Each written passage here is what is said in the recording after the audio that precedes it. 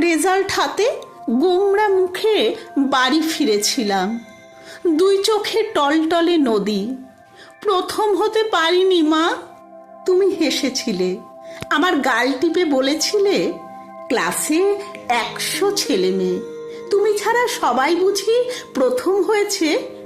নিমেষে আমার নদী বাতাস হয়েছে। খিলখিল করে হেসে উঠে বলেছে, পরের বার আরো পড়ব, সত্যি বলছি। না, কোনোদিন কোথাও আমি প্রথম হতে পারিনি। অঙ্কে, ইংরেজিতে, ভূগোলে কোনো দিন মেডেল পাইনি। মাইকে আমার নাম ঘোষণার পর হাততালিতে ফেটে পড়েনি আমার স্কুলের মাঠ। আমার মা আমার কানে কানে বলেছে, সবাই বুঝি মেডেল পেয়েছে। যেদিন আমার মায়ের জ্বর এসেছে, আমি আমার আদর নিয়ে দাঁড়িয়েছি মায়ের মাথায়। বাবার কাছে দামি চকোলেট চেয়ে যখন দেখেছি বাবার চোখ, ইচ্ছে চেপে খুব হেসেছি। বলেছি, ও বাবা, তুমি জানো না বুঝি চকোলেট খেলে কৃমি হয়?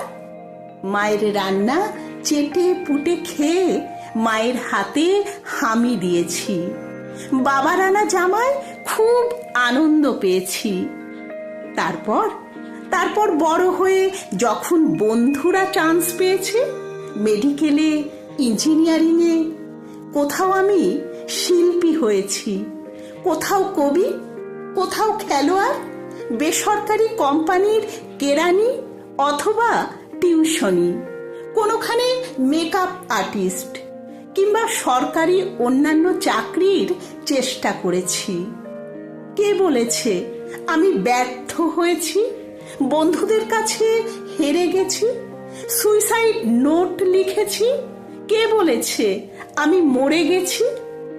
আমি ভালোবেসেছি।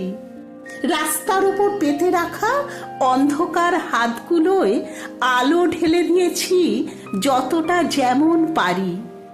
মায়ের কোলে মাথা রেখে বলেছি, মাগো, এর বেশি সাধ্য আমার যে নেই মা। আমি যে বড় লোক নই মা। মা আমার মাথায় স্নেহ বুলিয়ে দিতে দিতে বলেছে, সবাই বুঝি বড় লোক হয়, কেউ কেউ ভালো লোকও যে হয়। কে বলেছে সবার মাই প্রথম হতে বলে, 100-য় 100 পেতে বলে?